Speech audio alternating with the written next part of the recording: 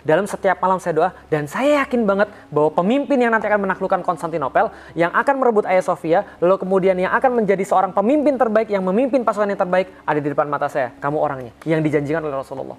Itu anak langsung kemudian wah, gue penakluk Konstantinopel. Maka anak ini yakin betul dari umur 8 tahun.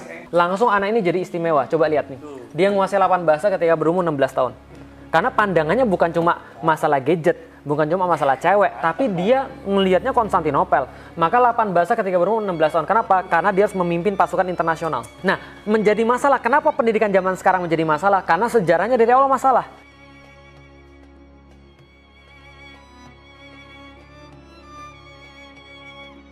Pelajaran para sultan itu adalah pertama bahasa, yang kedua sejarah, yang ketiga geografi, yang keempat ilmu-ilmu praktis.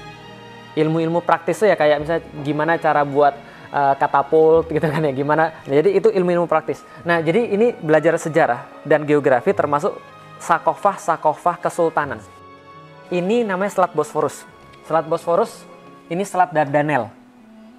Kenapa kita penting mengetahui Selat Bosforus dan Selat Dardanel? Sampai akhir zaman juga kita wajib mengetahui. Kenapa? Dua selat ini memisahkan antara Eropa dan Asia. Jadi sebelah sononya itu adalah Eropa, sebelah sininya adalah Asia. Apa yang membedakan Selat Bosforus dan Selat Dardanel? Nah, Bosforus ini adalah tempat penyeberangan kuno. Alexander Agung lewat sini, Darius lewat sini, Cyrus lewat sini, lalu kemudian semuanya lewat sini untuk menyeberang dari Asia ke Eropa. Jadi batasnya ini Eropa, ini Asia. Satu-satunya kota sekarang yang terletak di Asia dan Eropa cuma Istanbul. Nah, ketika summer itu orang-orang Istanbul ngadain lomba berenang dari Asia ke Eropa. Istanbul dulunya namanya Konstantinopel. Sampai sekarang, satu-satunya kota yang terletak di Asia dan Eropa adalah Istanbul. Nah, maka dulu namanya Konstantinopel. Ini Konstantinopel, kalau dideketin kira-kira kayak gini. Ini bentang alam Konstantinopel. Konstantinopel yang mana? Nih yang segitiga nih. Makanya saya bilang, you'll never get lost in Istanbul. Kenapa? Cuma 7,5 kilometer, 7 kilometer, 7 kilometer, 7 kilometer. Ini Konstantinopel, pertahanan sempurna. Kenapa? Sebelah timur laut, Selat Bosforus. Sebelah selatan laut Marmara. Sebelah timur itu berbatasan dengan daratan 7,5 kilometer. Semuanya tembok 3 lapis yang nggak pernah gagal melindungi kota selama 1123 tahun. Ini sistem defense terbaik di dunia. Kalau Great Wall gimana? Ya itu beda urusan. Tapi kalau ini adalah di dunia yang dikenal oleh manusia pada zaman itu. Nah, karena orang-orang Yunani kan pinter-pinter. Kan Romawi kan, mohon maaf ya, mereka kan justru nggak melanjutkan pengetahuan orang Yunani. Yang melanjutkan adalah orang-orang Muslim yang mentranslate pengetahuan Yunani kepada bahasa Arab gitu kan ya. Nah, yang menaklukkan ini namanya Muhammad II bin Murad atau yang kita kenal dengan nama Muhammad Al-Fatih. Muhammad Al-Fatih ini aslinya orang Turki.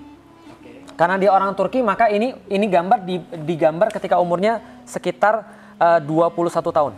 Turki itu awalnya bukan di Turki sekarang. Turki itu adalah bangsa keturunan yang sama dengan keturunan Mongol. Jadi kalau saya boleh cerita dikit ya, ini cerita dikit nanti panjangnya nanti insya Allah. Nuh itu punya 3 anak yang selamat, Sem, Ham, Yafit. Sem itu menjadi ras Semit. Ras Semit itu contohnya Arab, Yahudi, gitu kan ya. Itu adalah ras Semit.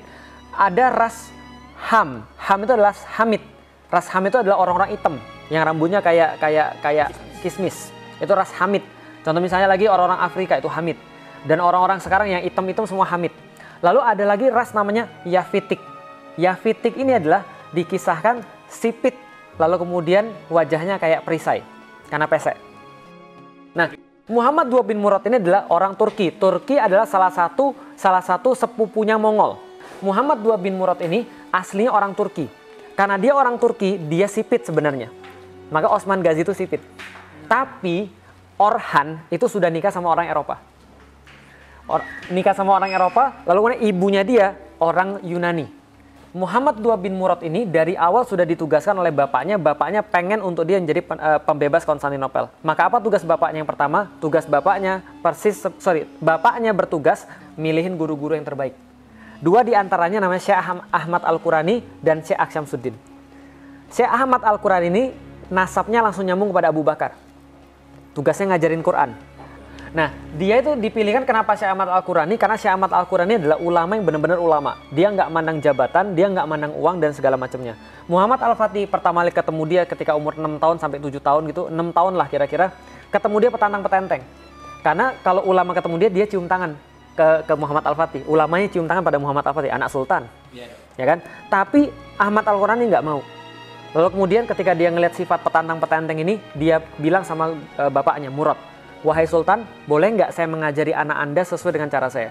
Bapaknya bilang gini, bagusnya, silahkan, kamu itu sudah saya pilih menjadi guru daripada anak saya, apapun boleh. Ternyata ini adalah cara orang Utsmani mendidik anak. Ternyata saya dapat suratnya, Ertugrul itu bilang sama Osman, gurumu adalah Edebali. Dan karena gurumu adalah Edebali, kamu harus taat sama dia. Kalau kamu buat saya marah, saya paling sedih. Tapi kalau kamu bantah sama dia, kamu nggak saya anggap anak. Karena kalau kamu bantah dia, kamu tersesat selama-lamanya. Karena guru itu lebih penting, jadi bapak ideologis itu lebih penting daripada bapak biologis. Karena bapak ideologis yang menunjukkan dia jalannya kemana. Guru kita lah ibaratnya. Karena bapak kita dibanding guru kita, ternyata guru kita lebih harus dihormati. Nah, jadi ketika kemudian sudah dikatakan seperti itu, dia langsung kemudian ngambil kayu, gurunya ini ngambil kayu, terus dipanggil Muhammad sini. Setelah dipanggil, dipukul pakai kayu, kayunya patah. Muhammad Al-Fatih dipukul langsung down, setelah down langsung bisa dikendalikan, dalam 2 tahun ngafal Quran. Khatam, 2 tahun. Maka setelah dia gede, dia bilang gini, saya nggak tahu kenapa Aksyamsuddin itu sangat saya hormati. Kalau yang lain datang pada saya nyium tangan saya nyium tangannya Aksyamsuddin. Dan saya nggak ngerti kenapa, pokoknya kalau saya bawaan di depan dia tuh saya bawaan kecil banget. Dan kalau bukan karena pukulan itu, nggak akan ada Muhammad Al-Fatih yang sekarang. Jadi pukulan ulama itu relief. Asal ulama yang mukul, ini barokah insya Allah. Barokah, kenapa? Karena ada khidmat di situ. Nah, dan yang berikutnya adalah Aksyamsuddin. Aksyamsuddin ini hebatnya apa? Nah ini, yang harus dipelajari. Aksyamsuddin ini jenius polimat. Dia polimat dalam hal apa? Astronomi, ilmu langit, ilmu barang-barang langit. Yang kedua adalah botani, sekaligus herbal, sekaligus sejarah, sekaligus bahasa, sekaligus ilmu terapan murni. Nah, yang kedua adalah Aksyamsuddin ini kemudian ngajarin banyak hal. Terutama yang paling banyak diajarin Aksyamsuddin adalah sejarah. Cara untuk bisa mengajar anak itu paling mudah adalah dengan sejarah. Karena cerita itu ibarat sayur kalau kita makan. Dia lebih mudah dicerna dan dia lebih mudah masuk. Contoh, semua cerita itu biasa kita ingat. Tapi kalau teori kita nggak ingat. Makanya Al-Quran cerita semua. Nah, jadi cerita itu kemudian Aksyamsuddin tiap hari menceritakan kisah Rasulullah. Sampai kemudian sangat merasuk ke dalam jiwanya Muhammad Al-Fatih. Suatu hari dia kemudian ngeliatin Hagia Sophia dari jauh kemudian bilang, lihat apa itu? Al-Fatih bilang, Hagia Sophia. Apa itu? Tempat yang kita kuasai. Lalu kemudian Aksyamsuddin bilang, bapakmu sudah coba dan dia gagal. Kakekmu coba dan dia gagal. Semuanya coba dan dia gagal. Bahkan sampai Abu Ayyub Al-Ansari mencoba dan dia gagal. Dan saya pikir kalau kamu punya anak, dia juga nggak akan pernah berhasil. Kenapa? Gurunya bilang begini, tahu nggak? Dalam setiap sholat saya minta sama Allah dan saya minta ditunjukkan siapa yang akan menjadi pemimpin terbaik yang memimpin pasukan yang terbaik. Dalam setiap malam saya doa dan saya yakin banget bahwa pemimpin yang nanti akan menaklukkan Konstantinopel, yang akan merebut Hagia Sophia, lalu kemudian yang akan menjadi seorang pemimpin terbaik yang memimpin pasukan yang terbaik ada di depan mata saya. Kamu orangnya yang dijanjikan oleh Rasulullah. Itu anak langsung wah, gue penakluk Konstantinopel. Maka anak ini yakin betul dari umur 8 tahun. Langsung anak ini jadi istimewa. Coba lihat nih. Dia menguasai 8 bahasa ketika berumur 16 tahun. Karena pandangannya bukan cuma masalah gadget, bukan cuma masalah cewek, tapi dia ngelihatnya Konstantinopel. Maka 8 bahasa ketika berumur 16 tahun. Kenapa? Karena dia harus memimpin pasukan internasional. Nah, menjadi masalah. Kenapa pendidikan zaman sekarang menjadi masalah? Karena sejarahnya dari awal masalah. Contoh, apa yang kita diceritakan? Cerita kita adalah tentang bagaimana seorang laki-laki ngintip cewek mandi. Ngintip cewek mandi, lalu kemudian ceweknya ternyata bidadari. Lalu kemudian dia maling kemudian selendangnya, bidadari nggak bisa terbang ke langit. Lalu setelah itu dia kemudian hidup dengan bidadari. Berarti apa pelajaran moralnya? Maling hidup sama bidadari, wajar. Apalagi ceritanya, kancil mencuri timun. Makanya di Indonesia petani susah, lalu kemudian koruptor bisa dapat surat rekomendasi. Ya, jadi gitu. Jadi ini kemudian kenapa? Karena ceritanya salah. Kita selalu mengagung-agungkan kancil karena dia mencuri, dia bisa memperdaya kemudian petani dan kisahnya banyak. Kancil memperdaya buaya, kancil bohongin siapa dan segala. Itu semua kisah-kisah. Apalagi kisah-kisah? Ya banyak lah. Nah ini kemudian permasalahan. Nah ini nggak terjadi pada masa Muhammad Al-Fatih. Yang dia dapat adalah segala sesuatu yang heroik. Maka kemudian pikirnya heroik dan kemudian tindakan heroik. Maka dia menguasai 8 bahasa dan menjadi sultan ketika berumur 12 tahun.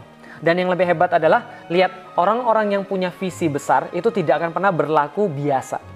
Jadi bagi mereka biasa itu sudah bukan merupakan choice. Kenapa biasa bukan merupakan choice? Karena tujuan mereka sesuatu yang bukan biasa. Jadi kalau misalnya ngomong yang biasa sama orang-orang yang punya pikiran besar, itu dia nggak akan reken. Makanya yang dicari adalah sesuatu yang nggak biasa. Maka dia semenjak balik hingga meninggal tidak pernah meninggalkan salat rawatib dan salat tahajud. Kenapa? Iyyaka na'budu wa iyyaka nasta'in. Kita itu minta pada Allah, sebelum kita minta pada Allah, kita ibadah dulu.